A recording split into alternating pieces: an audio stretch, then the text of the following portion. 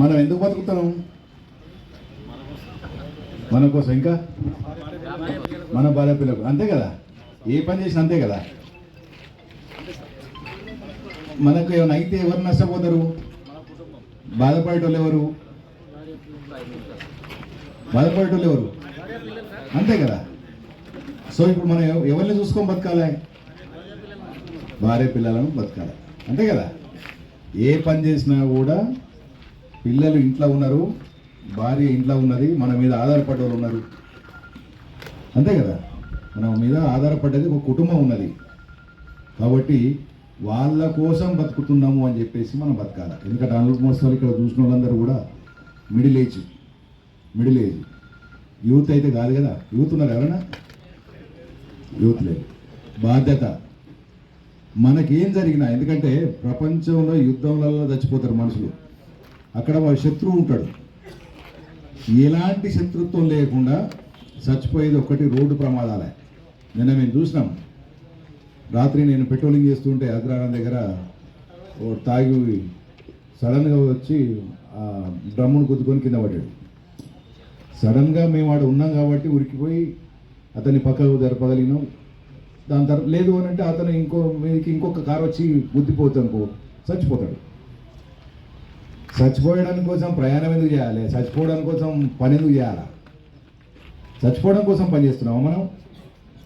ఎందుకు చేయాలా? కాబట్టి మనం అందరం కూడా మీరు ఈరోజు నాకు ప్రామిస్ చేయాలా, ఎలాంటి మీ కుటుంబం కోసం మీరు బతుకుతున్నామని ప్రామిస్ చేయాలా. చూస్తారా?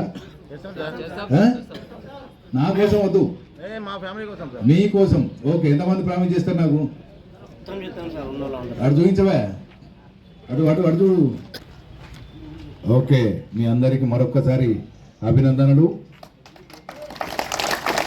అంటే ఇది అవేర్నెస్ ప్రోగ్రామ్, అలైవ్ అరైవ్. నువ్వు బతకాలా, నువ్వు ఇంటికి రావాలా. ఎందుకంటే చిన్న చిన్న యాక్సిడెంట్ కూడా ఒక మనిషి కుటుంబాన్ని మారుస్తుంది. కుటుంబ దిశను మారుస్తుంది. ఇప్పటిదాకా మీ మీద ఆధారపడ్డ ఒక కుటుంబం రేపు పొద్దున మనకి ఏమైనా అయితే వాళ్ళకు దిక్కుతోచని పరిస్థితి ఏర్పడుతుంది. ఎందుకంటే వాళ్ళు అప్పటిదాకా వాళ్ళు బయటకు తిరిగిన వాళ్ళు కాదు. వాళ్ళకు ఎకనామిక్ సోర్స్ అంటే సంపాదించే వ్యక్తి అర్ధాంతరంగా ఏమైనా అయితే మళ్ళీ నెక్స్ట్ మనకు చేసేటోళ్ళు ఉండరు. ఒకప్పుడు పరిస్థితి కాదు. ఒకప్పుడు వ్యవసాయాలు ఉంటుండే, ఆర్థిక భద్రత ఉంటుండే. ఇప్పుడు ఆర్థిక భద్రత లేని పరిస్థితుల్లో మనం ఉన్నాం. అంతా పొట్టకూటి కోసం మనం సిటీలకు వచ్చి బతుకుతున్నాం, అంతే కదా.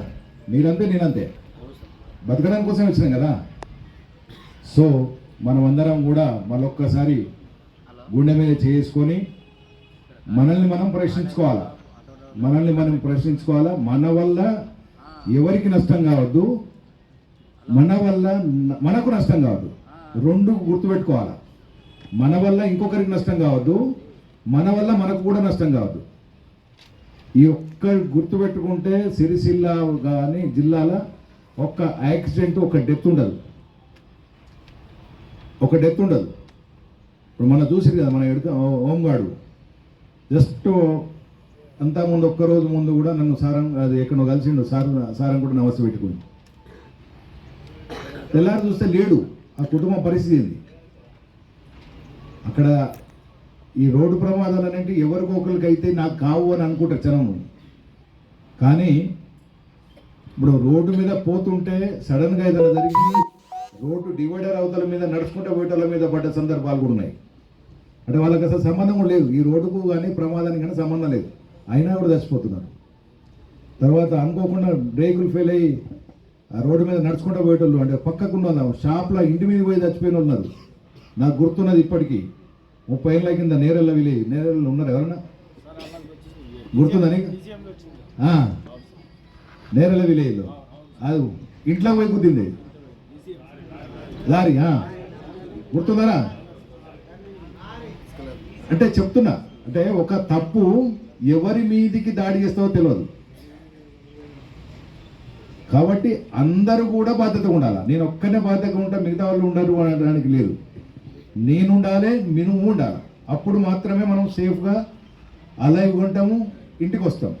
ఓకే, మీరు ఒక్కసారి మళ్ళీ దీన్ని గమనించి గుర్తించి నాకు సహకరిస్తారని మాటిచ్చినందుకు మీ అందరికీ, మీ కుటుంబాల తరపున మీ అందరికీ కూడా రిక్వెస్ట్ చేస్తున్నా.